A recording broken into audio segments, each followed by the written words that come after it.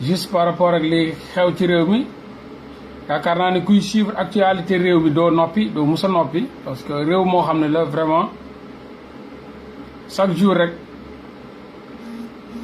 mu am li ñu war a mun di waxtaanee quoi chaque jour que Dieu fait mu am lu ñu war di waxtaanee parce que ñi ñu fal wala ñi ñu jox pour ñu jiite ñu ñoo nekk ay nit yu ay phénomène daal ay nit yoo xam ni vraiment mérité wuñ sax nekk chef d'une maison wala chef d'une conception wala chef de quartier wala chef de village c'est-à-dire ñi ñu jox tey ñu jiite ñu ci dëkk buy jaar yoon ci dëkk bu dox ci dëkk bu doxal xam nu ñuy doxee kenn ci ñuy jiite tey boo fa juddoo woon doo nekk sax chefu quartier chef de quartier sax mérité woo mais comme ñun se trouvait que le pays c'est comme un gros village c'est vraiment normal ñu mérité yenn xeetu dirigeants yi mu nekk lu décevant mu nekk lu ruslu te ruus gàcce googu noonu chaque jour nga dégg ko ci seeni discours ay discours yoo xam ne très sincèrement ça frôle le pire ça frôle l'ignorance parfaite mooy li ngeen déggoon tey jii président bi wax ko président sénégalais bi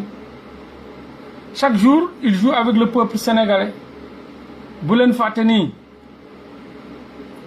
stadium de lutte bi dañ ñoo wax ne ñoom ñoo ko financé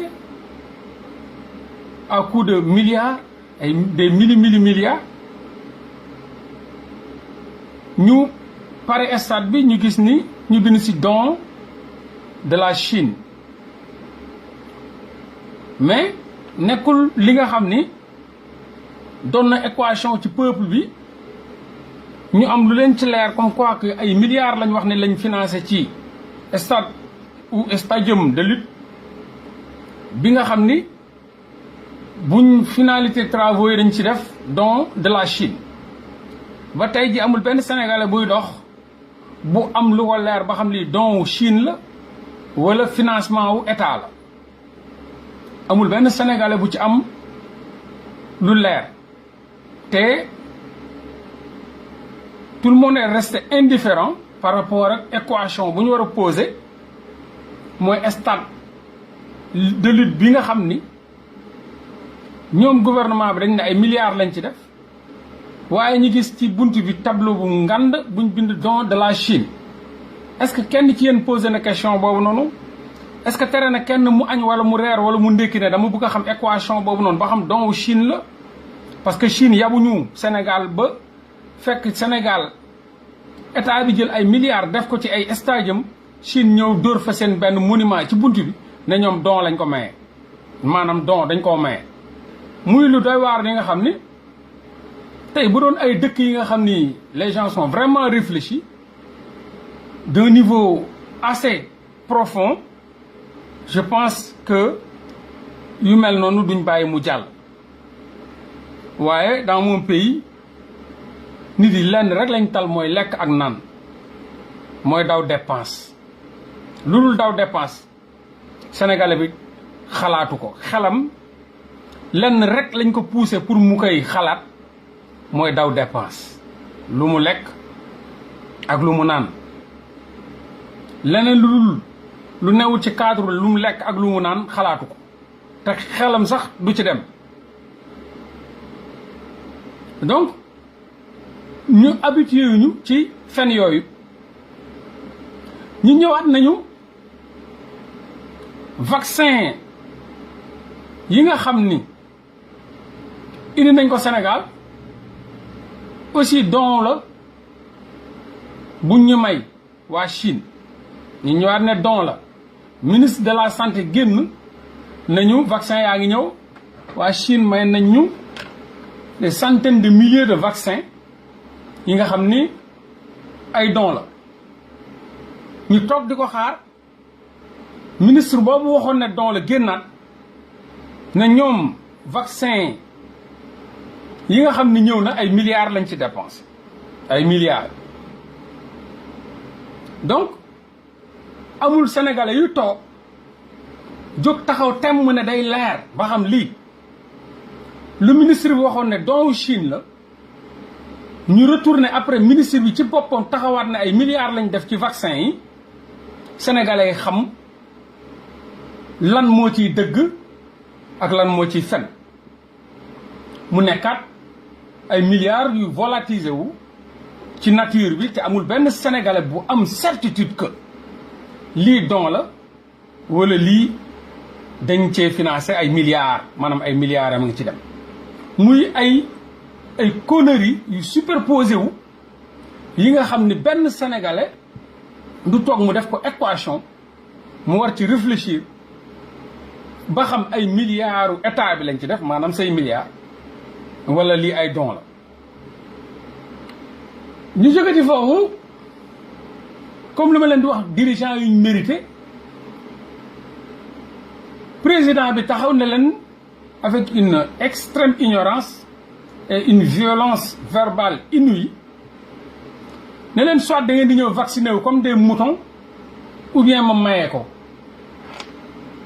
yow vaccin yi xamoo yow sénégalais bi ba xam don la wala yow say milliards lañ ci def mais l'indiscipline notoire de votre président, je dirais même, parce que moi j'ai aucun respect ni estime envers ce monsieur, de votre président, bu taxaw wax ni soit da ngeen di ñëw vacciné wu wala ma jël ko may ko Guinée wala whatever comme xale yu ndaw yu muy yar soit da ngay ñëw lekk wala mu tuur ko ñun bu nee xale yooyu lañ doon dégg soit da ngay ñëw lekk boo geddee ñu ne da ngay lekk wala ñu jël ko tuur ko wala dara donc noonu la waxee ak ñun soit da ngeen di ñëw vacciné wu wala ma maye ko mu nekk reewande goo xam ni sincèrement un président taxaw devant son peuple di leen adresser la parole de cette manière bon ñu demati président bi génn def campagne électorale am pour waajal troisième mandat lu ñuy wax naan pour waajal troisième mandat ballon de sonde ne xaaral ma lancé ballon de sonde bi xool ba xam peuple bi ña ngay nalaw ba léegi wala peuple bi xaw nañoo yeewu comme diggante boobu bëri na vraiment ñu jóg ay porteurs de voix ay activistes ay combattants yu jóg ne dañuy éveiller cette population dormeur ña nga ciy def seen kéemtalaay kàttan ñii ñi ngi bind ñii ñi ngi live ñii ñi ngi partagé ñi ngi joxe seen point de vue donc moom xam na ni réseaux sociaux yi ña ngay éveiller population bi boo leen mën a partage live bi parce que c'est la première fois ma def live ci Facebook bii nii donc boo leen ko partagé rek ñeneen ñi dinañ ci jot en attendant may récupérer sama live sama Facebook original bi s'il vous plaît donc moom président bi ne day def lu ñu naan lancer le ballon de sonde xaaral ma dugg ci dëkk bi xool ba xam waa dëkk bi yeewu nañ wala ña ngay nalaw ba léegi ci noonu la président bi defee campagne électorale déguisée ci moment corona bi parce que dëkk yëpp ñu ngi ci corona bi la le président de la République du Sénégal jóg jël ay nitam ñii mu jox leen t-shirt ñii mu jox leen marinière ñii mu jox leen sifflet yab leen ci ay kaar tasaare leen ci dëkk yi taxawaalu ba taatam tàng moom Macky Sall taxawaalu na ci dëkk yi benn par benn ànd ak ay guriyam ànd ak ay nervem ñi agressé peuple bi di leen dóor fu ñu dem direct tour neuf amul fu président de la République du Sénégal dem ci tournée déguisée bii mu def te direct tuuruwul fa dem nu Fuuta toj nañ fa ay bopp damm nañ fa ay nit dóor nañ fa ay nit assommé nañ fa ay nit tëj nañ fa ay nit ci jàpp police interpellé na fa ay nit donc mu nekk tournée boo xam ne tournée pour tour deret la tournée pour soit population bi dañuy ànd ak moom képp ki nga xam ne da ngay rebellé wu contre soit képp ki nga xam ne da ngay rebellé wu contre pexe Macky Sall dóor nañ la en complicité avec la police ak seen nervi dóor nañ la agressé nañ muy dëkk bu Macky Sall dem direct tuuru na fa gaañ nañ fa ay nit toroxal nañ fa ay doomu aadama ci noonu mu def tournéem ba mu jeex tàkk bu mu jeexee la ñëw toog ak encore ak sénégalais yi lu ma leen di wax di c'est indiscipline notoire bu seen président dëkkee ak yéen ak manque de respect notoire bu mu dëkkee ak yéen bu mu wëree dëkk bi ba taatam tàng yàq essence des centaines de milliers de litres d'essence ci seen poche yéen oto yooyu nga gisoon bolide yooyu noonu bu ci nekk ay centaines de litres d'essence lay naan par heure mu jël ay bolidu état bi ay oto yu ngand yoo xam ne état bee ko moom papaam moomu ko yaayam moomu ko ànd ak ay gàngooram jël ay bis yëpp ci ay nervem ak ay goriyam ak ay bandi saltem ñu wër dëkk bi au-delà de l'agression ay milliards yu dëkk bi moom dépensé na ko ci tournée bi ndaxte ñi mu yóbbu añ dinañ reer dinañ ndékki dinañ fay hôtel wala ay maison ay auberge donc président bi dépensé na ci tournée bii mu def ay milliards et des milliards yi nga xam ni waa dëkk baa ko moom ci yóbbu nit yi dëkkal leen nuur yi véhiculé ci taxawaalu buñ dajalee loolu lépp ak agression yi ak banditisme d'état bi mu pare ci loolu lépp ñëwaat toogaat ak sénégalais yi ñu war ko wax léegi nag rendre ñu compte ci sa tournée bii nga doon def lan la ñu jural ñu génne les dégâts matériels les dégâts humains et les dégâts financiers matériel lu ñu yàq ci matériel lu ñu utiliser ci matériel oto yeeg yooyu yëpp essence beeg yooyu bon d'essence yi bus yi ñu xool dégâts matériels yi nga xam ne tournée nationale bi monsieur le président def na ko dégâts humains yi mooy ñi mu gaañ ñi mu tëj ñi mu jàpp ci commissariat yi ñi mu tardel ñu si ay nerveux agressé ñu toj seen bopp yi ñu damm et cetera muy dégâts humains yi dégâts financiers yi aussi hôtel yi auberge yi lekk yi naan yi ñu xool dégâts yëpp dajale ko ak moom tournéem bi en quelque sorte lan la ci peuple bi tiré profit lan la ci peuple bi gagné lan la ci l'état du Sénégal gagné mu waroon doon retouram Dakar journaliste yi nag wër ko ne ko nag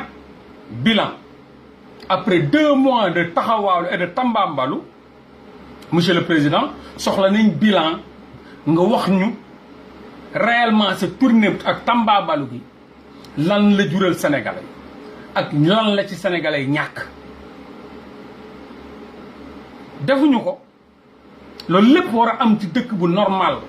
dëkk bu ay nit yuy xalaat nekk dëkk bu ay nit yuy réfléchir nekk dëkk ay nit yu ñi respecté nekk noonu la waroon doxee waaye bilan boobu au lieu mu amuñu le président retourné waat agression verbale mu attaqué waat leen taxawaalu ba taatam tàng mu ñëw ne leen maintenant corona bi dafa am benn variant moom bu muy tourné moom dafa jàpp ni variant boobu amul te pourtant bu muy tourné variant bi mi ngi fi variant delta mi ngi fi ci tournée bi yëpp variant delta bi donc moom bu muy tourné ak nit yi fu mu dem gàngoor gi topp ko mu jënd nit ya ñu topp ko loolu lépp variant bi lijjantiwu ko xoolu ko léegi mu ñëw war a def bilan deful bilan léegi nag di agressé peuple na leen yéen toog leen Dakar ku nekk na nga toog fa nga toog bu leen dem tabaski ji bu leen dem tabaski ku nekk fa nga toog toogal parce que variant bi am na kon moom bu muy def tournéem variant bi existé wul bu muy tambaambaalu ci dëkk bi variant bi existé wul comme si corona bi wér lépp moom bu muy taxawaalu corona bi dafa freiné taxaw di ko xaar mu def tournéem ba taatam tàng mu ñëw corona bi ñëwaat na ko maa ngi nii dafay mel ni loolu lay signifier ak manque de respect bi nga xam ne da ko manqué respect peuple ba ba taxaw li nga xam ni culture la li nga xam ni aada la li nga xam ni cosaan la jullit yi moom lañ am mooy fête bu mooy seen fête nationale seen fête nationale jullit yi mooy tabaski moom la leen yàlla baaxee muy sacrifice jullit yi nag di ko def bu jotee muy retrouvaille familiale ñi am seen jabar ànd ak seen jabar dem seen kër bàyyi ñi am seen njaboot tibb seen njaboot yëpp yóbbu seen kër bàyyi muy doon retrouvaille muy fête nationale jullit yi partout ñu koy jullit fépp fu jullit nekk ñu koy feete fépp fu jullit nekk du Sénégal kese fépp fu jullit nekk ñu koy feete ci adduna bi ci kaw suuf fépp jullit nekk ñu koy feete muy fête bi nga xam ne yàlla moo ko jagleel jullit yi di dajaloo ñu am possibilité dem di gis ak seen baay demaat dellu ci seen kër njaboot yi koñ yi xumbaat ñëpp dajaloowaat mu nekk feetu famille parce que feetu famille la feetu famille la léegi président bi moom li nga xam ni yàlla digalu ko li nga xam ni peuple am ànduñu ci mu agressé leen jël ay milliards peuple bi pasare ko ci ay tournéem retourné ne leen li nga xam nag yàlla moo ko santaane yéen loolu da ngeen koy arrêté quoi da ngeen di toog si seen dëkk yi fu ngeen toog te moom xam na ni gars yi dëkkuñu Dakar man dëkkuma Dakar man bu ma nekkee Dakar dëkkuma Dakar mon père vit à Kaolack ma mère vit à Kaolack mes frères sont à Kaolack bu ma nekkee Dakar tabaski jot dama war a ñibbi dama war a dem Kaolack tabaskee ji foofu noonu buy sama dëkk tabaskee ji fa gis sama profité le temps ak moment boobu profité nekk ak sama papa nekk ak sama yaay nekk ak samay frère nekk ak samay sœur nekk ci koñ bi gisaat ak ñëpp ña nekk Kaolack tamit ñibbi Dakar ña nekk Gossas ñibbi Matam ña nekk Podor ñibbi Bambey et cetera noonu lañ ko doon defee ci moom sax moom noonu la ko doon defee donc moom xam ne variant boobu mais taxu ko bàyyi taxawaaloom bi ak tambaambaloom bi léegi toog ak ñàkk respect bu mu ñàkk respect peuple bi ñàkk jox cër peuple bi mu ne leen léegi comme ni mu ko yàgg a defee rek vaccin soit da ngeen di vacciné wala ma maye ko donc noonu la ñëwaatee encore ak son discours vraiment bi nga xam ni ça frôle le pire vraiment ça frôle l'ignorance exacerbée taxawaat ak peuple bi di leen wax ne variant bi mi ngi fii donc da ngeen di toog ci dëkk bi surtout yéen waa Dakar bu leen génn bu leen dem fenn voilà yemul foofu sax mais voilà ma delloo leen def leen nu ma leen doon def di leen cawi xiir def leen ni xar parce que ñëpp xam nañ li muy wax noonu mooy ñi delluwaat ci méthode yi mooy ñi delluwaat ma def leen ay xar di leen noq di leen karawaase parce que ñëpp xam nañ ni bu fi corona bi amee ñu bëri policiers dañ leen doon jàpp di leen karawaase comme xale policiers yor ay ceinture ñii ay livre dàq peuple bi di leen caw di leen karawaase ñuy daw di leen dàq di karawaase di leen caw comme xaj comme ay xar boo gisee police bi ak peuple bi sax ni ñuy dox comme chien ak chat takkal masque ñu jël sax boo takkul masque ñu nangu xaalis ci yow boo takkul masque bu nee 7 heures tëju leen tëjuwu leen ñu dàq gaay di leen caw ay xiir yàq liggéey jàmbur yi amuñu kenn kuñ ci jox ndàmpaay donc président bi ne leen soit li ma leen di wax da leen koy def wala ma delloo leen ci xar man ma doon seen sàmmkat defee leen nii rek wala ma caw leen xiir loolu la wax en général te ku comprendre son message aussi loolu ngay comprendre def ne leen soit da ngeen di def lu mu wax ngeen bañ a génn wala mu reprendre méthode yeeg habitude bu mu leen faral doon defee mooy di leen noq di leen caw di leen dàqe ak ay policiers di leen noq di leen caw 7 heures di leen tëj ci biir kër yi confinement yàq liggéey jàmbur yi toroxal njaboot gi donc mu nekk li nga xam ni encore une fois c'est très triste quand même ci peuple bi nga xam ni mérité wuñ xeetu président bu mel ni Macky Sall waaye loolu lépp pour ñu génn ci mooy ñu def lu ñu naan désobéissance civile désobéissance civile mooy li mu wax kenn bañ ko appliquer ñi def ñun luñ bëgg a def parce que kii daf ñu yeb bu mu desee taxawaalu dafa taxawaalu ba mu neex ko yanu ay nit ay bétail électoral wëral leen ci dëkk bi ba def lu muy def ba pare ci ñëw nag ne daf ñuy léegi imposer moom lu mu bëgg ñun ñu doon buñ bañee loolu ñun ñëpp peuple bi lu ñu naan la désobéissance civile loolu la ñuy def la désobéissance civile ne ko on s'en fout ci li ngay wax waxoo waxu nit te faale wuñ la dégle wuñ la ñëpp génn ku nekk dem tabaski fu mu war a tabaski loolu am na fi màggal gi bii passé ci diggu corona bi ñëpp dañoo màggali loolu mooy désobéissance civile màggal gi ci diggu corona la màggal gii passé te màggal am na ñëpp dem na oto ya dem nañ Touba fees des centaines de milliers de personnes màggale ji nañ donc loolu mooy désobéissance civile dafa ñi ma wut a wax parce que moment boobu bu sañoon danaan bu kenn dem parce que xam na ni bu waxoon loolu désobéissance civile day am parce que du téye kenn ñëpp koy dem kon nu ñu demee noonu la ñëpp di demee tabaski incha allah tabaski ba pare ñibbi si waat duñ sax déglu désobéissance civile boobu moo ñi may jàmm mais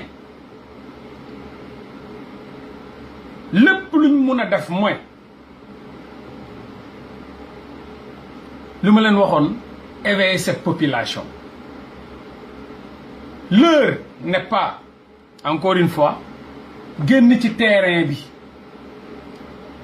génn ci terrain fajul dara depuis que Sénégal génn ci terrain yépp ay génn ci terrain yoo xam ne amul bu ci faj suñu jàngoro bu fekkoon benn génn terrain am na lu mu faj kon tey ji ñu toog fii di wax donc génn terrain bu fekkee 1000 génn terrain benn moo ci tane benn et il y a eu des morts d'hommes depuis que le Sénégal est Sénégal ñun ñu juddu fekk ko fi ñaari génn terrain laa mën a noter ñoo fi def ay effet même bu rëyul moo am na tuuti effet mooy le 23 juin ak mars bii passé il y a eu le 23 juin 12 personnes mortes. Il y a eu mars bii passé 14 personnes yu dee ñaar yooyu ñoo fi nekk yi nga xam ne mooy génn leneen li ñu fi génne yëpp du génn amul lu ci faj dara donc sur 10 000 génn ñaari génn ñoo fi defagum tuuti effet donc génn yi yëpp c'est hasardeuse amul solo amul sens amul njëriñ ndax fajul suñu jàngoro li ñu war a def mooy lii may def nii la ñëpp war a def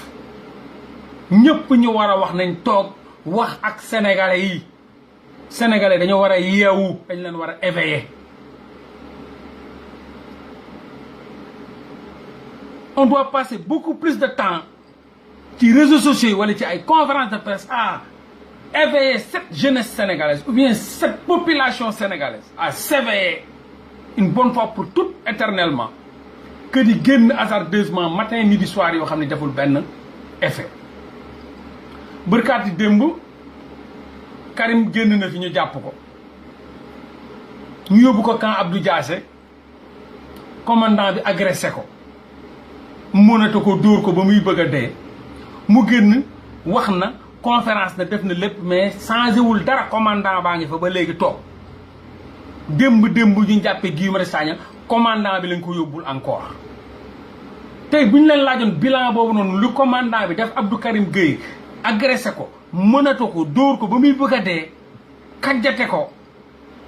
dëggate ko mu génn wax ci rajo yëpp télé yëpp def conférence de presse ba léegi commandant baa ngi quand Abdou Diassé toog démb moom lañ yóbbul Guy Marius Sagna te mun na defaat Guy Marius Sagna na mu defoon Abdou Karim Gueye te bu Guy Marius Sagna génnaatoon conférence la def comme Abdou Karim Gueye wax waa ji day toogaat rek di xaar donc muy li nga xam ni sans effet la ay génn yu amul njëriñ génn yoo xam ni am njëriñam bëriwut à part toog wax yuuxu kaas amul benn effet le gars reste commandant baa nga fu mu toogoon ba léegi kenn mitewu ko kenn dàq ko kenn wàccewu ko ma nga toogaat foofu di agressé waat ñeneen ñu indi mu agressé waat leen donc ñu xam ne kon génn yi ñuy def du yooyu mooy solution boo nekkee ci dara di ci xeex sa xel dal lay war a jëriñ ngay jóg di xool ni man li may def ba est-ce que am na effet amul effet xaaral ma tànte leneen population bi effet yooyu noonu du ngeen di xaar escompté doo leen ko mus a am tant que population bi yeewuñu li may def nii moo ëpp junni ñaari nit yu génn wala ñetti nit yu génn ñu jàpp leen sànni leen fële ñu assommé leen delloowaat leen peuple bi ñu ne fa di yuuxoo ko jooy la may def nii la mu mën a yee ci doomu aadama yow miy génn ci mbedd bi munoo koo yee ñaari nit parce que boo génnee sa mer rek ngay wone donc sa mer amul leçon bu mu mën a wax ci nit yi nga xam ne mun na leen yee goo xam ni tey ji war nañ mun a xam ni bu ëllëgee boo nee génn jot na ñëppay génnandoo parce que dañoo am sax problème mu génne sénégalais le premier problème c'est nan la ñuy def pour mun a mobiliser sénégalais yi ñi mun di génn di xam ñoom ni lii seeni mbir la buñ ko voté seen toroxtànge la wala buñ ko xeexee seen ndàngam la nuñ mën a def ba mun a convaincre ces sénégalais def leen au fait accompli bañ xam ni ñoom lii ngay xeex nii du pour yow mais pour ñoom la loolu mooy njëkk mooy ñoom seen bopp nga xam ne ils se sentent pas concernés nan la ñuy def pour mun leen a def au fait accompli bañ sentir ni ñoom lii nii ñuy xeex ça leur concerne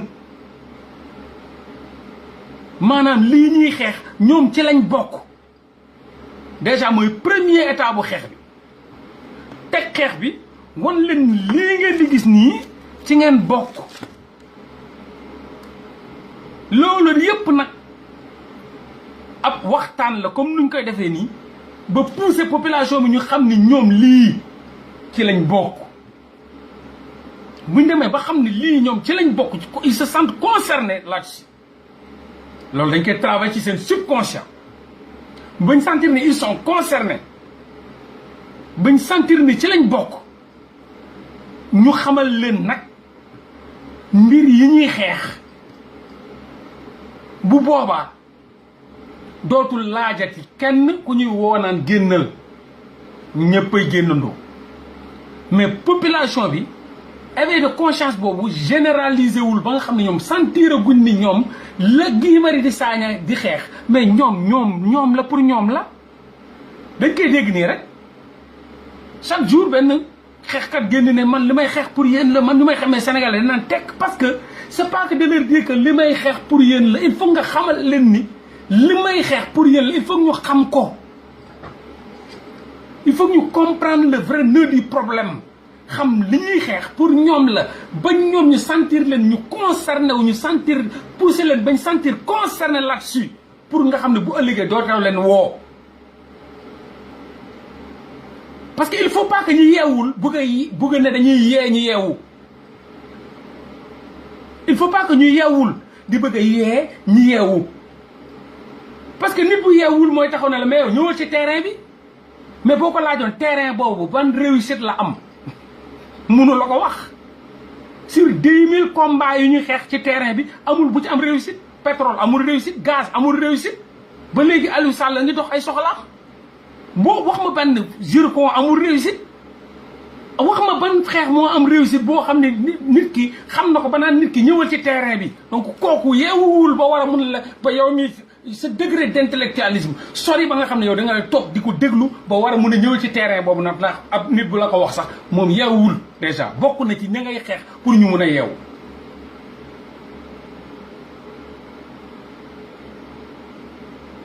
donc démb Guy Marius Sagna génn nañu jàpp ko yóbbuwaat ko ci commissaire bi les gars yi yóbbutuñu la ay principal ay central commissaire boobu moo fi nekk di agressé waate nekk camp Abdou Diassé léegi benn activiste buñ jàpp moom lañ lay yóbbul mooy sadique bi mooy criminel bi boo ñëwee mu mënate la dóor la joggete la toroxal la dóor la ba nga ne tàpp mu génn la sànni ci biti nga mujj ak say blessure rek say damm-damm ak say tas sa yaram bu tas ak dajalewaat journaliste ci conférence gars yi yuuxu woo pare France dali xëddeen waa ji toogaat fu mu toogaat di xaaral beneen activiste buñ ko indil mu rajaxe ko matraqué ko population bi reste inerte parce que xamuñu luy xeex bi parce que comprendre ñi ñoom ci xeex bi lañ bokk xamuñu ni ñoom lan mooy seen rôle ci xeex bi te xeex boobu mënul généraliser wu mënul réussir tant que généraliser wul te ñàkk réussir bi mooy le fait que nit yi bañ a xam ni ñoom ci xeex bi lañ bokk dañ leen ko war a xamal donc jamono ji Macky Sall sax balaa wàcc ci terrain day waxtaan ci biir salon Macky Sall balaa wàcc ci terrain sax day waxtaan ak ñu mu àndal ci salon yi réunion de salon ñu toog waxtaan ay stratégie xool lu ñuy defee ñun toog nañ ne am mais Macky yow fu ne nii sa tour mi ngi wàcc de gars yi ñi ngi koy commencé yàq de ñi ngi lay décrédibiliser borom xam-xam yu mu àndal ne mais il faut nga def benn genre tournée de proximité bi mooy demaat ci population bi jege leen nuyuwaat leen saafanteeg ñoom bégee leen noonu mun na taxaat ñu gën la bëgg parce que bëri na ñuy yàq benn Mollah Morgun a ngi fee di yàq benn Guy Marius Sagna a ngi fee di yàq benn Karim Xrum Xax a ngi fee di yàq benn Ousmane Tounkara a ngi fee di yàq beneen ex nit dofa ngi fee di yàq donc yàqkat yaa ngi bëri ci yow donc il faut que nga jogaat demaat ci population bi jege leen genre Mollah Morgun wala Guy Marius Sagna bu génn foofu écraser leen ndànk say nervi nga yónnee ñu écraser leen taxawee ne nga def sa tournée donc lépp loo gis dañ koy waxtaane di ko toog am ay leader d'opinion yu koy waxtaane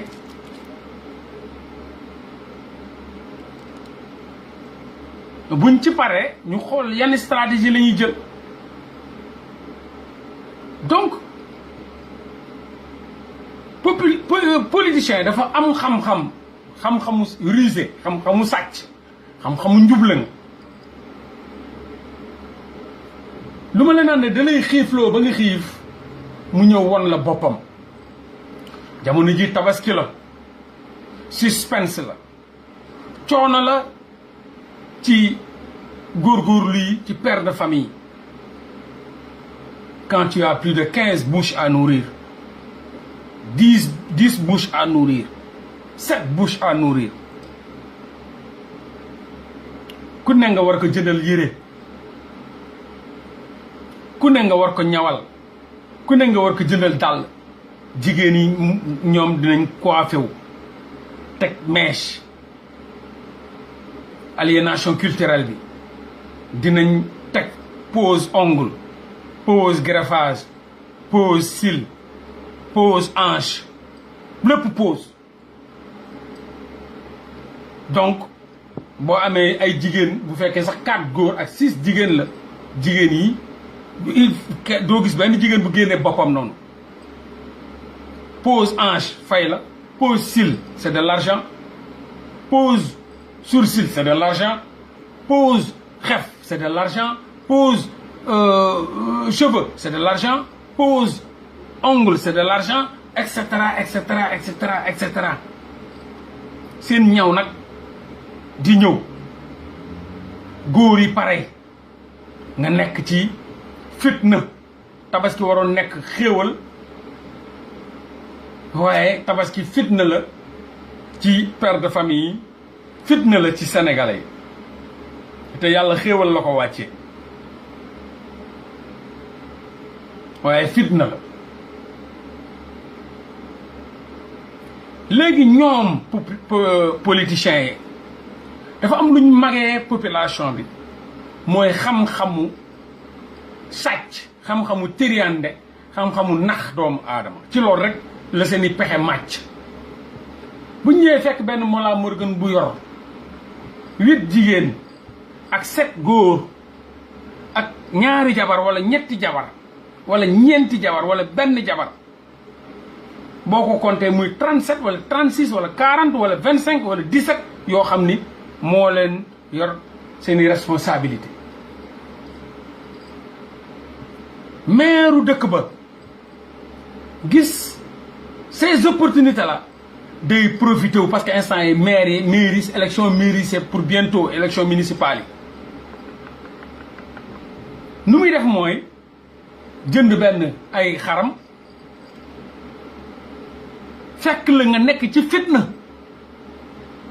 mu fekk la ci fitna à 21h foo gis a bunt këng yaa ngi ci salon bi jaaxle yaa sa njaboot yëpp a ngi na la waaye yow tiit nga jaaxle nga jàq nga fan ngay jëlee xar fan ngay defee lii fan nga yaa ngi ci ay calcul mental yu dul jeex politicien bi ñëw ak xaram bugg a jël mairie bi à 21h 22h mu ñëw fëgg sa bunt nga ne bërëb jóg muy ànd ak ñaari suqam nuyu la waaw na ngeen def musoo koo gis sa coono googu yëpp moo ko waral moo la ko teg ndax amoo sa benn doom buy liggéey te ñoom ñëpp c'est des diplômés amoo kenn ku yeewu ci kër gi koo xam ni mu ngi ci fonction publique ñëpp ils sont dans l'informel ñii menuisier lañ ñii maçon lañ ñii tôlier lañ ñii et cetera ils sont dans l'informel ñëpp di taqale te lépp nag mooy ñoom politiciens yi ñoo leen ko teg mu bàyyi ba 21h mu wala 22h mu ñëw fëgg bunt bi ñëw lonku la xar nga ne yàlla ñëw na saafoon teg yow nuyoon teg yow jox la ko apprécier la remercier la ci taxaw gi nga taxawu ci ni nga mel bon exemple bla bla bla jeter la ay fleurs bàyyee la xar mi contentement bi ngay am mbégte ba ngay am fam la fekk coono gam la fekk njàq gam la fekk njàqare gam la fekk buum la lonki tegal la fa xar est-ce que kooku buy sa njaboot yeewoo nga won leen xar bi ne leen monsieur le maire de moo ma yee démb wala moo ma fëggee démb à 22h may ma kuy bu mel nii macha allah tey kii lu baax rek lañ koy wax ak a baax ak a gore moom lu mu am bokk ak njaboot kii kay kooku suba bu ñëwaatee foofu ne day laaj chiffrage yi élection yi dafa bëgg a jël mairie bi est-ce que père de famille boobu noonu mu yeewoon lonk ko xar ci alalam moom est-ce que kooku dina mën a bañ achat de conscience bi suba est-ce que père de famille boobu dina bañ achat de conscience boobu ak fa ko maire ba fekkoon fa ko député ba fekkoon fa ko ministre ba fekkoon fa ko président fekkoon fa ko jabaru président fekkoon ba may ko fa ab xar ak ñaari tiis yi wala ay peeru dàll est-ce que kooku bu ko président soxla woon suba wala ministre bi wala député bi wala maire bi nekk ci régime bi ci nguur gi ne ko dama soxla sa kàddu wala sa carte est-ce que dina bañ mukk du bañ bis ni ki boobu jour la koy commencé di ko jàppale ba faw teg na ko coono ba waxtu woowu mu génne ab xar jox ko mu fàtte coonoom yépp suba bu ko woon day ànd ak moom noonu la politiciens yi di doxee ak peuple sénégalais bi noonu lañ leen di naxee noonu la ñuy jouer ak ñoom xiif loo leen appauvrir leen mar loo leen rafle loo leen ba occasion se présente ñu profité wu gañewaat sensibilité sénégalais yi gañewaat mbëggeelu sénégalais yi gañewaat yërmande sénégalais émotion bi toogaat moo tax bañ juddoo ba léegi politiciens yi ñu xamoon depuis Abdoulaye Wade depuis Abdou Diouf ba léegi ñoo fi nekk amul kenn ku daanu régime yi ñooy daanu waaye régime PS daanu waa PS ñëwaat ànd ak PDS mu doon régime PDS régime PDS daanu waa PDS ak waa PS ñoo daanu waa PS ñëw fekk si waa PDS ñu créé PDS yorewaat dëkk ba waa PDS daanu waa PS ak waa PDS ànd waa APR ñu formé waat encore donc politiciens ya nga xamoon depuis PS ba léegi ñi ngi fi Aminata Mbengue Ndiaye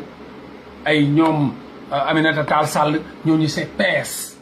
ñooñu ñoo ñëwaat ànd ak PDS ba PDS jeex ñu ànd tey ji ñi ngi ànd ak APR suba bu APR daanu léegi mu doon PS ak PDS ak APR ñooy booloowaat ànd ak kenn ki fa war a ñëwaat kañ la changement di am est-ce que loolu la ñuy woowee changement léegi nag ñun les éternels combattants maa xeexoon Aminata Mbengue Ndiaye daanu pourtant Aminata Mbengue Ndiaye moo ñëwaat ci Abdoulaye Wade ma xeexaat Aminata Mbengue Ndiaye ñëwaat ànd ak Macky Sall ma xeexaat Aminata Mbengue Ndiaye ñëwaat ak keneen ki nga xam ne moom moo war a ñëwaat ma xeexaat Aminata Mbengue Ndiaye ànd ak kooku noonu ñëwaat ak keneen ki noonu la Sénégal di doxee ba faw musul am changement te du musa am changement tant que jëluñu échiquier politique boobu yëpp gasal leen kàmb gu xóor tuur leen ci sëlëm wàcc suuf si seen kaw dox sañu dox dóoral leen 11 xul wallaahu pare ci tant que loolu amul changement boobu mënul am donc on restera toujours des éternels combattants yu toog di xeex di wax di xeex di wax te du jur dara te noonu la Sénégal di doxe ba suñu jonn yàlla tey loolu nag pour ñu mun ci jóg mooy il faut ñu éveiller cette population parce que ñëpp duñ Mollah Morgun man benn politicien mënu ma nax je suis majeur et vacciné intellectuel benn politicien mënu ma nax te ñi me naa sóoru bépp politicien ci débat di bépp politicien ak noo rusé ak noo bandé ak noo mën a sàcc man ñi mën naa la affronter débat parce que jëluma sama bopp ne damay des ginnaaw politicien bi moo ma war a ëpp xel moo ma war a mun a nax moo ma war a mun a dribbler moo ma war a mun a tromper non man benn politicien mënu ma tromper suba buñ ma woowoon débat man ak Macky Sall ñi mën naa toog ak Macky Sall te dama koy tànc suba buñ ma woowoon débat Sénégal yëpp jàkkaarloo man ma tànc Macky Sall posé ko ay questions yoo xam ni du ne waaw du ne déet fa lay nekk di trembler que boo defu ndax buñ génnee sax mu mun a liquider leen ko parce que je me dis que waruma des ginnaaw ba kii lu tax mu war ma ëpp xel lan moo tax Macky Sall war ma mun a nax man Macky Sall mënu ma nax ku Macky Sall mënu ma nax mais sénégalais yi yeewu nañ ci lépp sauf politique sénégalais xam nga ci lan lañ yeewu ci vie bi ay kii ñëw nax la lekk sa xaalis suba nga yeewu ci du la naxati ay trompeur ay c'est-à-dire Sénégal bu ñu demee ba nga xam ni sa waay les gens passent tout leur temps suspense 1 mois 2 mois di wax ci Kounkandé nga xam ni y a un problème mais y a un sérieux problème quand je parle des Sénégalais certains me disent ou posent des questions à savoir xanaa kii du Sénégalais je suis un Sénégalais mais je ne suis pas comme vous je suis loin d'être vous. Vous ne me verrez jamais mais perdre sama temps si 2 minutes naan Kounkandé. Kounkandé ne peut pas changer ma vie. Kounkandé ne peut pas changer une fraction de ma vie. Amul benn responsabilité bu ma ko teg. Amul benn xam-xamu développement wu réew. Xar géej ban développement la na xar géej gi léegi après pétrole day génn. Gaz day génn zircon yi day génn jën yi dañuy génn Kounkandé xar géej gi juróom-ñaar lan la leen mun a jox lan la ci développement xar géej la sénégalais di wax le manche buy daw Angleterre France géej gi lañ xar wala xamu leen loolu xam nga quand tu voyages pas quand t'as jamais voyagé t'as tout un problème pour xam yenn développement yi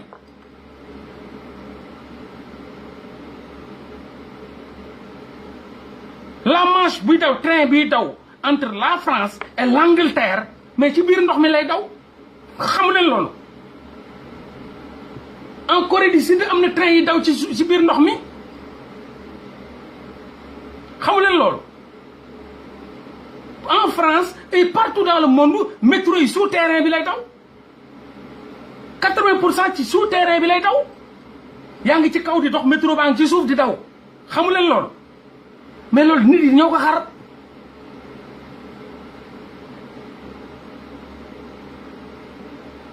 boo demee en Hollande ndox moo fa amoon dañoo xar dëkk bi yëpp wutal ndox mi yoon ba tey Hollande ndox moo ko wër ndox mel woon noonu de wala xamu leen loolu. Hollande mel woon noonu dëkk bu amoon ndox la mais ndox mi wërul woon dëkk bi waa dëkk bi ñoo wutal ndox yoon ñoo wutal yoon ndox ba ndox bi wër dëkk bi tey Hollande ndoxoo ko wër xamu leen loolu. loolu mooy problème Sénégal suspense 2 mois ñu bëgg fee toog naan kii day xar géej gi day xar gi mais c'est quoi xar géej. xar géej ñu xar après lan moo ci mystérieux expliquez-moi lan moo ci mystérieux xar géej on s'en fout xaral géej gi juróom-ñetti on s'en fout c'est où est le développement dans xar géej lan mooy développement bi après lan la après CFA bi dafiy jóge ñu am sañu monnaie wala après pétrole bi day baaw naan wala après gaz bi après oto yi dañuy jaar foofu dañ koy tunnel lañ koy def wala la Manche tunnel la ndox mi lañ xar wala xamu leen loolu. train mooy jaar Paris jóge France daw ba Angleterre Londres ci biir ndox mi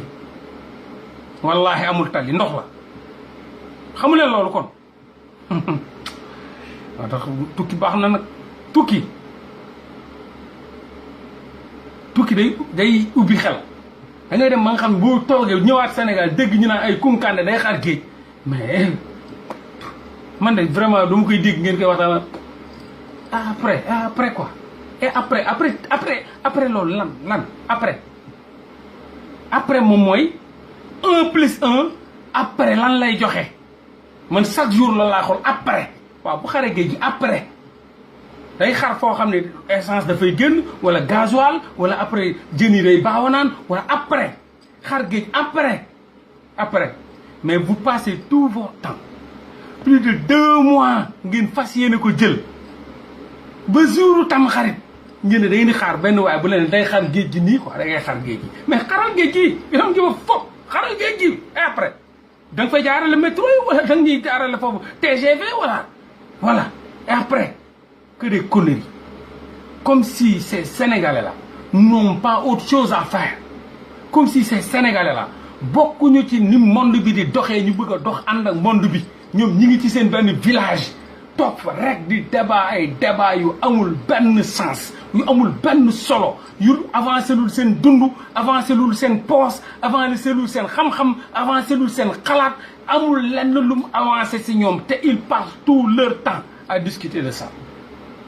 C'est triste mais c'est dommage mon ami. Exactement à New York une autoroute souterraine est construite sur la mer mais baa ko bëri ci monde bi ay nit oo ko def te nawuñu fi naan maay Kounkandé wala ay nit ñooy xar souterrain autoroute ci biir ndox mi ngi ci monde bi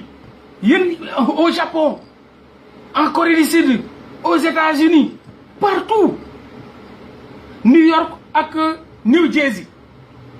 pont moo jaar ci ndox mi de New York à New Jersey pont la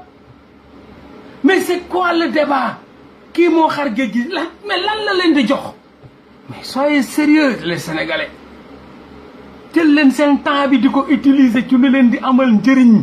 ci lu leen di avancer loo ci lu leen di yokk ci lu leen di may valeur ba boo leen taxawee yeneen dëkk yi di ngeen am leneen lu ngeen di tal lu dul ay kii day xar géej gi kii day xar nangam monde bi dafa développé de monde bi ñi ngi ci ay level yoo xam ni man bu ma leen gisee yéen ngeen toog ci 7e suuf di débaane kañ la ñuy yëg ci kaw non man ay ree la may mujjee def quoi dama naan mais man ban dëkk laa hérité quoi man ban dëkk laa juddoo ban dëkk laa hérité lan moo tee xelu ñooñu nekk Sénégal ci jël seen temps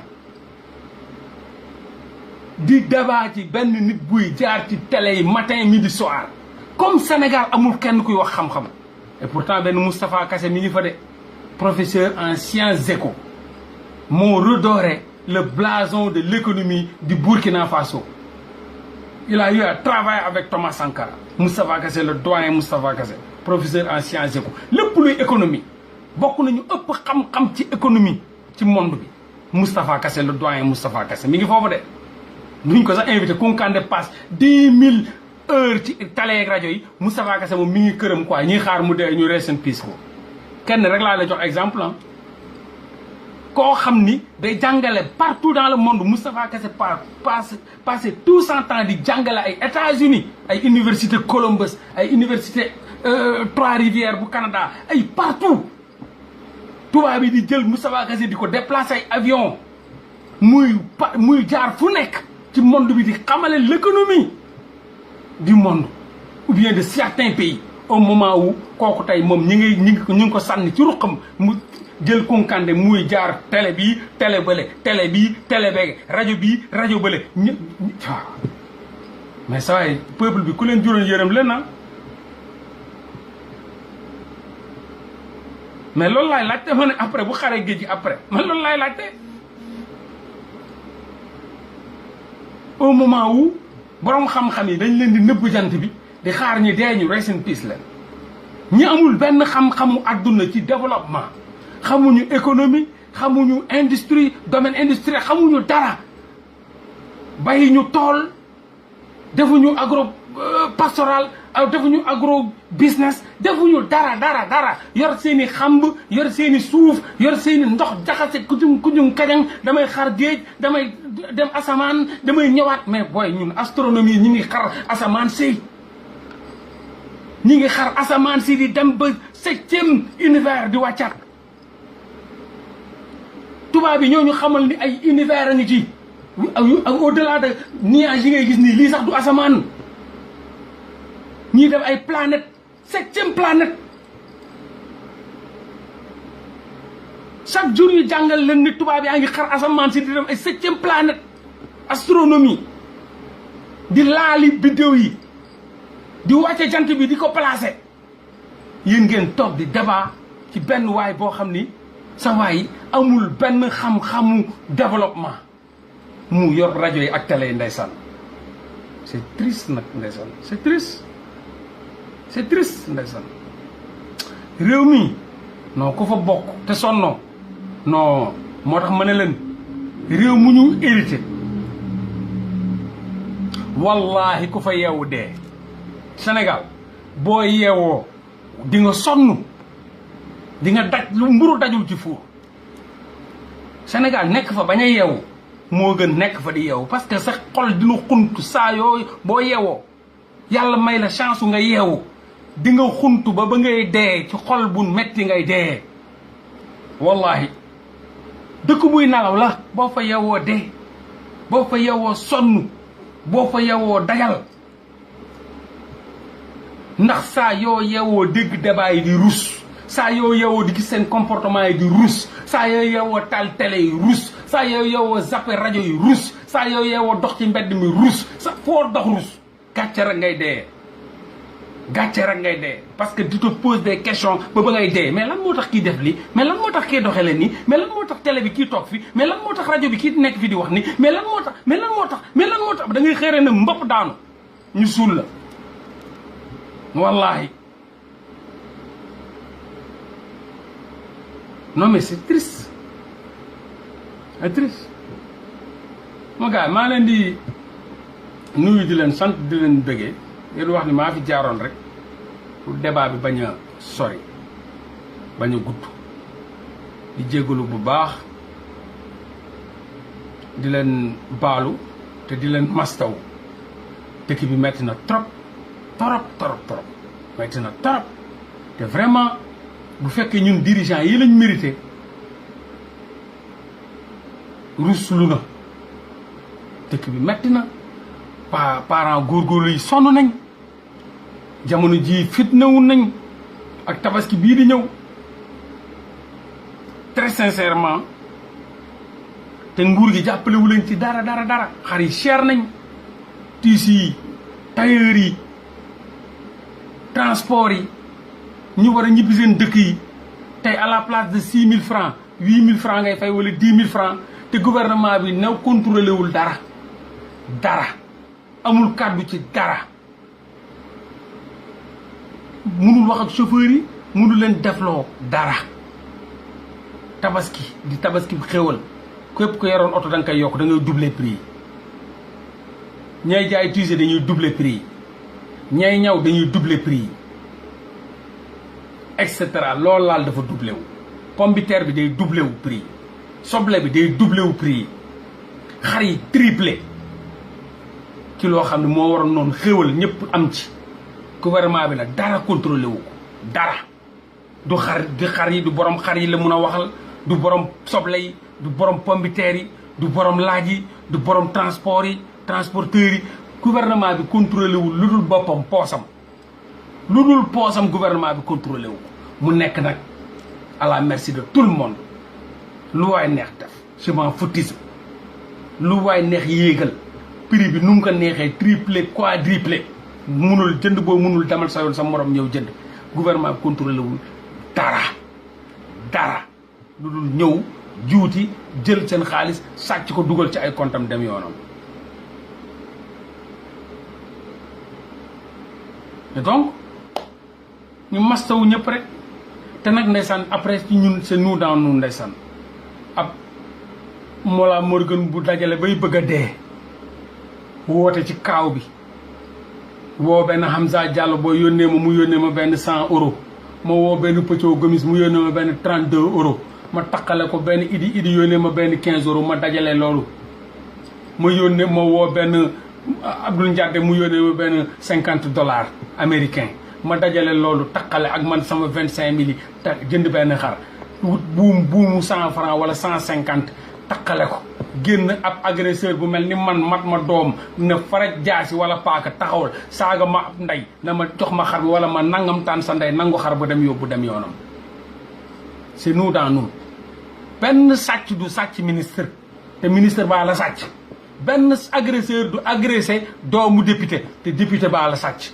moo la waroon xeexalu la moo la waroon waxalu la moo la waroon votel ay loi votelu la c'est nous dans nous yow pauvre bi yow la agresseur bi di agressé yow pauvre bi yow la sàcc bi di sàcc yow pauvre bi yow la agresseur bi di ray di jam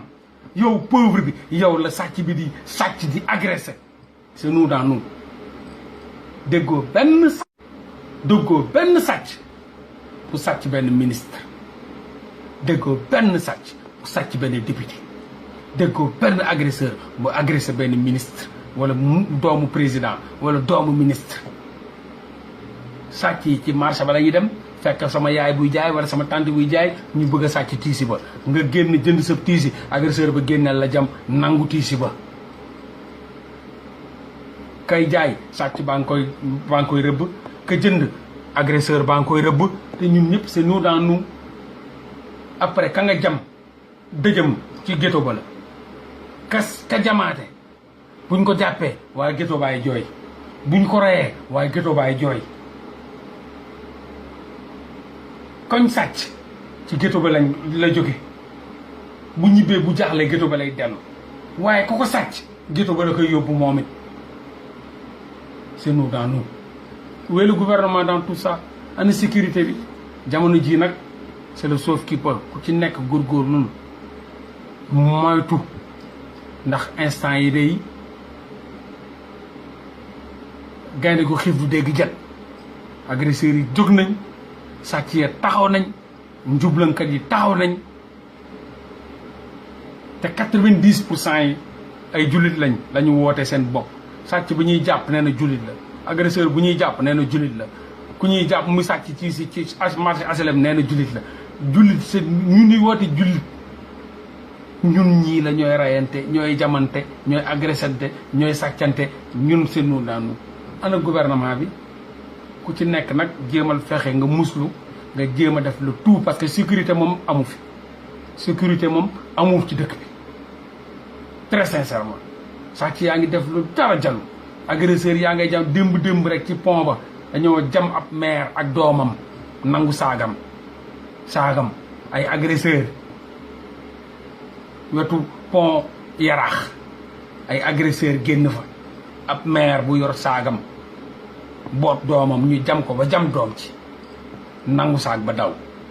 jam ko ba jam doom ci nangu saag ba daw te maire boobu de du doomu ministre maire boobu de du jabaru député maire boobu de du yaayu président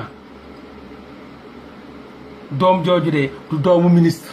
doom jooju ju jam du doomu député doom jooju de du doomu maire